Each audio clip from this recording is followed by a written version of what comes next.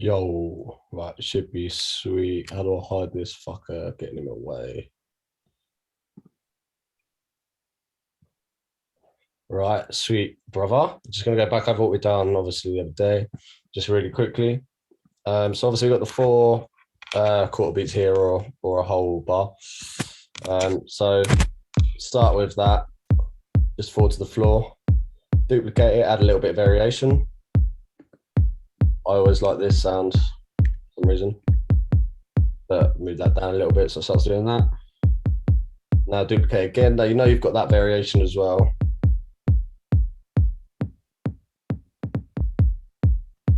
I've got that filter on there already. With the hats, so I've got all my hats in one.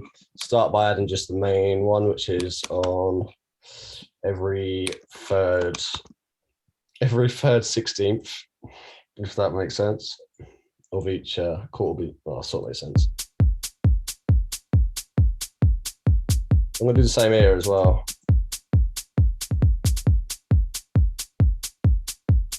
Then I'm gonna add my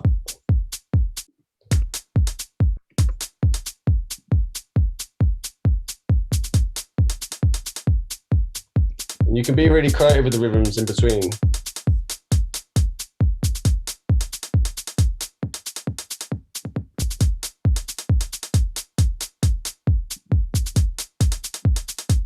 You just got to make sure that that one's going to always be the strongest. So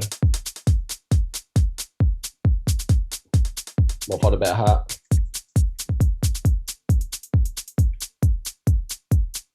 See, that sits in the background now.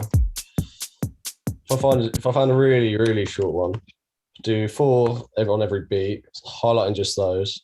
And then you can do it so there's a bit of like difference in the velocity and then repeat them.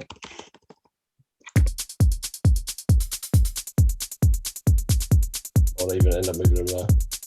You eventually might separate them out and then do some processing, but we'll get to that.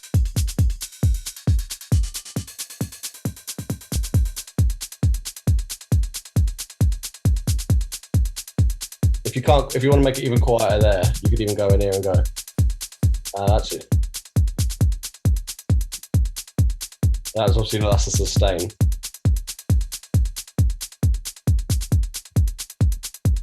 I'm going to layer up on that second one as well.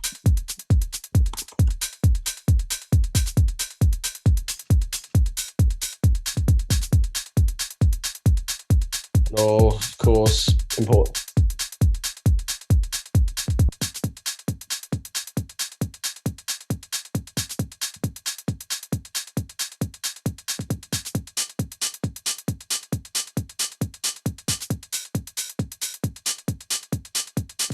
Don't like that actually.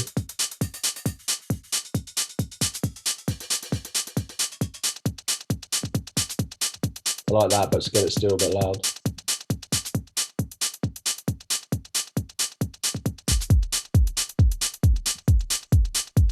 Let's get that clap in. You can, quite often I don't actually add the variation in until later, if at all, to be fair. See, that on its own sounds shit, but I know that if I layer it up with something, it'll sound good.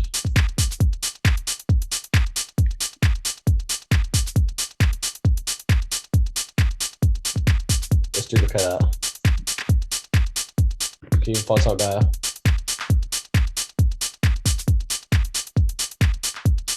The thing is, it's just good to vary it over a longer time, because when you come to do stuff later,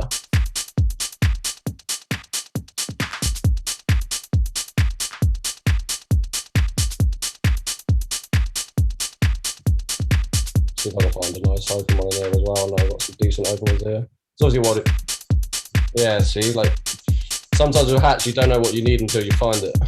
You don't know what frequencies you're missing almost.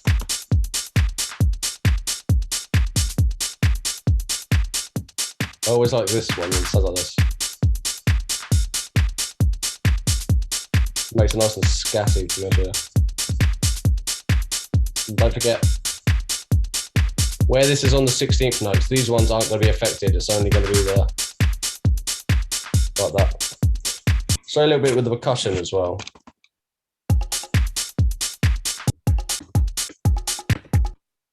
And with this, I'm always going to add this. You don't always want to use the groove sort of like, you have to sort of figure out what's worth having the swing on and what's not.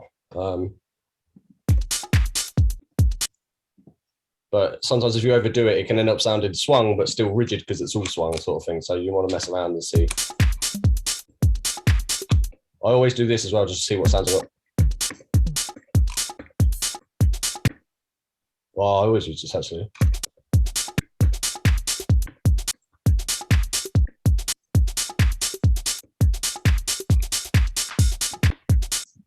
Percussion, you want to not be a little bit more sparse with it because you want it to vary up. If it repeats all the time, see, some percussion will sound good repetitive, like we've done with that. We done with the. Let's see. Yeah, like we did. Let me hide this again.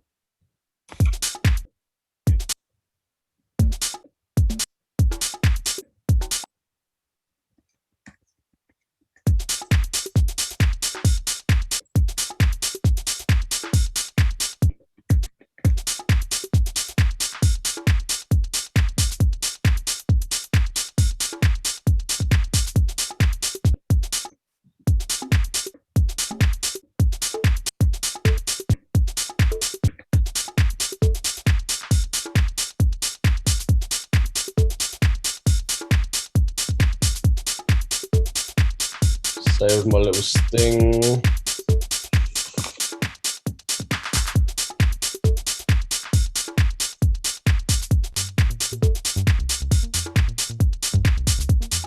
It's kind of cool, but not quite. This will make it more like that more minimal sound.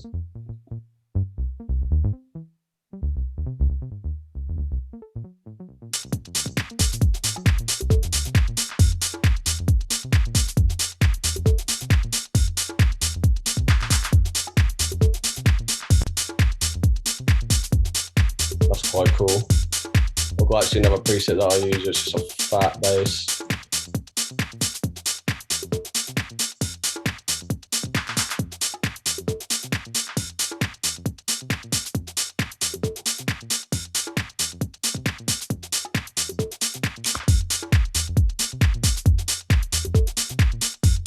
See, it starts to feel effect already. Just so I can remind you how to do the to fill this in. So if you want to record the MIDI out, so you ain't got to rely on the sting, which I'd always recommend to like consolidate it.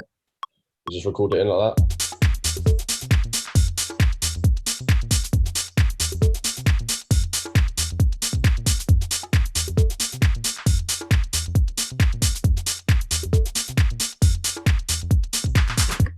And now, just because I want to show you, so let's check that it's in there.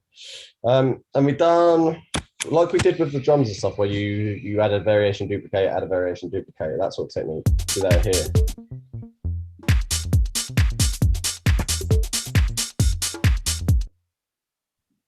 So I want to vary at the end of there.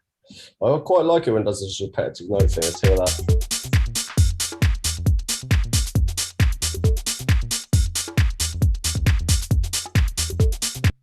There, I want actually.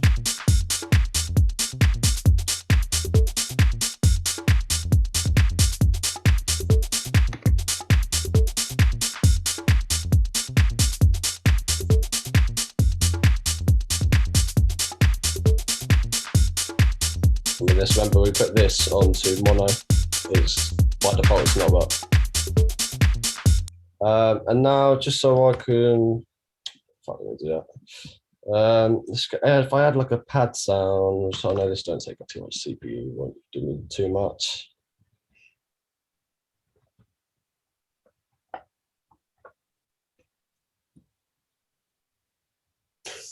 Yeah, I mean, obviously I'm using this just because it's here, but you just find some pads.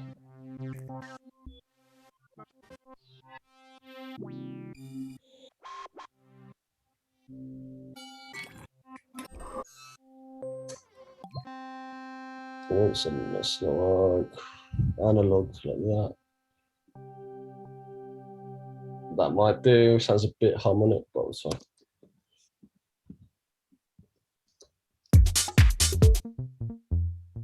You can even do this to find which notes you do as well.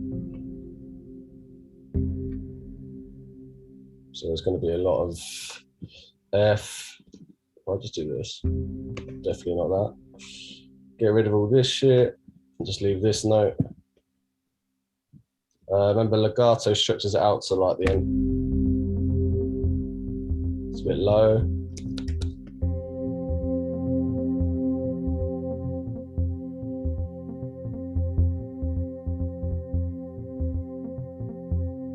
I don't feel like that sound much, but by the time I get in tantra, it might sound sweet.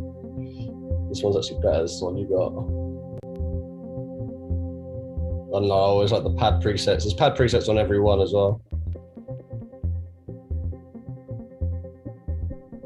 Oh, that sounds sick.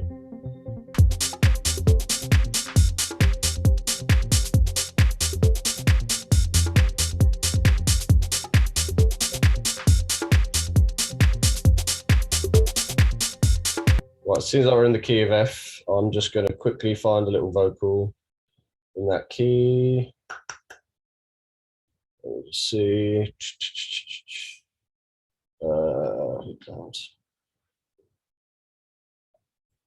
And I'm going to try some. This is a cool little technique. I don't know if I showed this earlier. I really need to write down what you know. Obviously, I'll use the key lock to find something that's in F because I know that was the most prominent note in that, so that's likely to be the key. But we'll look a bit more into that another time as well.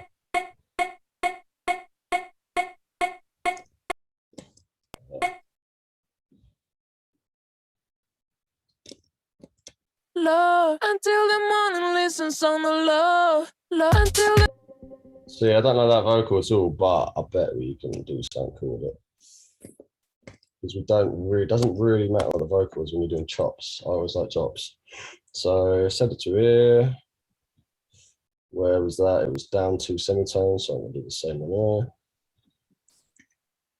there. Yeah.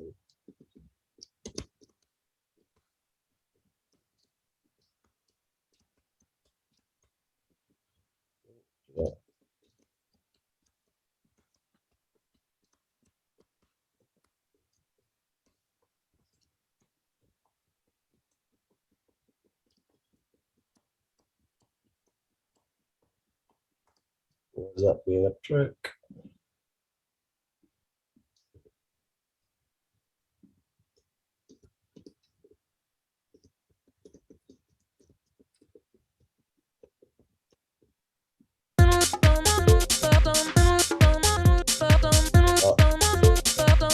Of course. Oh, I didn't mean to do that, but it kind of sounds so sick.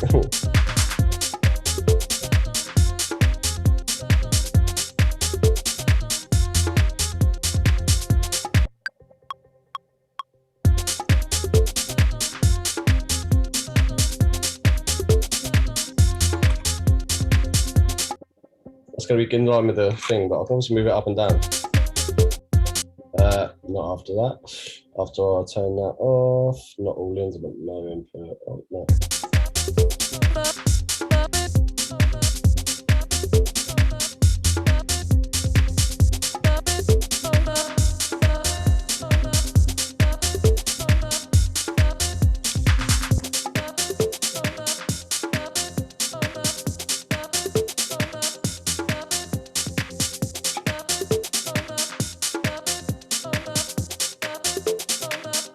Oi, oi. Can even do a bit of this.